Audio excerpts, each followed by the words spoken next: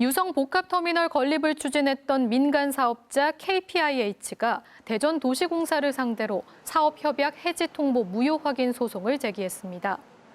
KPIH는 오늘 보도자료를 내고 대전시와 도시공사에 사업 연장을 위한 협의를 여러 번 요청했지만 타당한 이유 없이 거절당했다며 지난 9월 21일 대전도시공사가 통보한 사업협약 해지 통보는 무효라고 주장했습니다.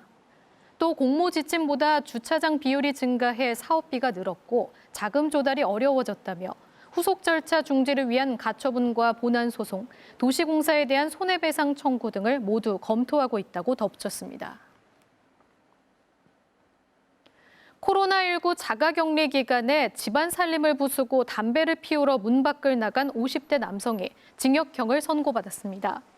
대전지법 형사 5단독은 재물손괴와 감염병 예방관리에 관한 법률 위반죄로 50세 A씨에게 징역 6개월에 집행유예 2년을 선고했습니다. 또 40시간의 사회봉사와 40시간의 폭력치료 강의 수강도 명령했습니다. A씨는 지난 4월 해외에서 입국한 뒤 관할 지자체로부터 2주간 거주지에 머물 것을 고지받았지만 격리 장소를 이탈한 혐의로 기소됐습니다. 정의당 김종철 대표는 오늘 세종시청에서 기자회견을 열고 더불어민주당은 세종시 행정수도 완성을 책임져야 한다고 말했습니다.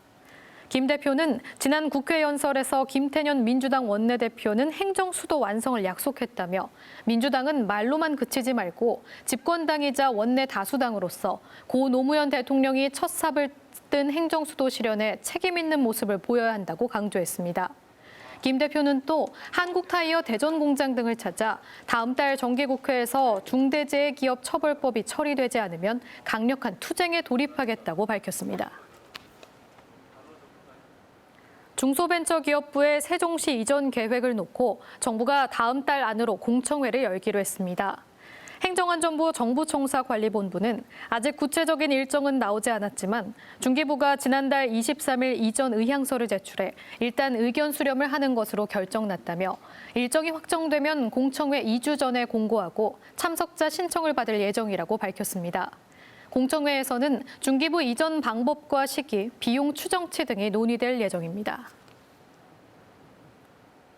대전시 교육청이 주최하는 대전 미래교육 박람회가 개막해 다음 달 18일까지 온라인으로 진행됩니다. 온라인 학술제와 문화제 등을 통해 대전 교육의 발전 방향을 모색하는 이번 박람회는 대전 미래교육 박람회 홈페이지를 통해 학생과 학부모, 교사, 시민 누구나 자유롭게 참여할 수 있습니다. 박람회에서는 학술 행사 외에 대전교육 로고송 챌린지 등 다양한 이벤트도 함께 진행됩니다. 국세청이 올해 종합부동산세를 고지한 가운데 대전의 주택분 종부세 부과 증가율이 전국에서 가장 높게 나타났습니다. 국세청에 따르면 올해 대전에서는 11,000명에게 주택 종부세가 부과돼 지난해 7,000명보다 57.1% 증가했으며 세액은 89억 원에서 178억 원으로 100% 늘었습니다. 대전 다음으로는 강원과 광주가 각각 50%와 40%로 대상자 증가율이 높았으며 세종은 3,000명에서 4,000명으로 33.3%, 충남은 6,000명에서 7,000명으로 16.7% 늘었습니다.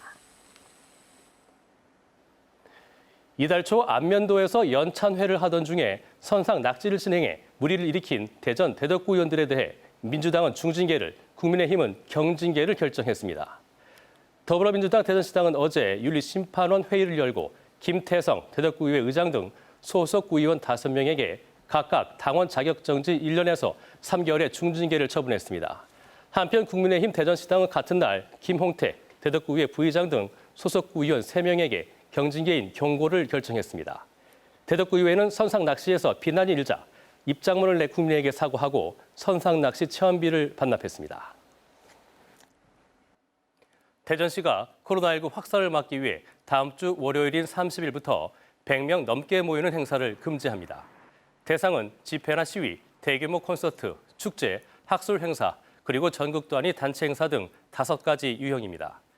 대전시는 최근 전국적으로 코로나19 확진자가 급증하고 있고 방역 조치가 강화된 수도권과 일부 지자체에서 무증상 확진자들이 대전으로 유입하는 것을 막기 위한 불가피한 조치라며 시민들의 적극적인 협조를 부탁했습니다. 순천향대학교 재학생 홍보대사 알림이 회원 30여 명은 오늘 교직원과 학생들의 성금을 모아 구입한 연탄 2,000장을 아산시 온천 2동 저소득층 4가구에 전달했습니다. 순천향대 알림이 회원들은 지난 2012년부터 9년째 매년 연탄 2,000장을 구입해 저소득층 가정에 기부하고 있습니다.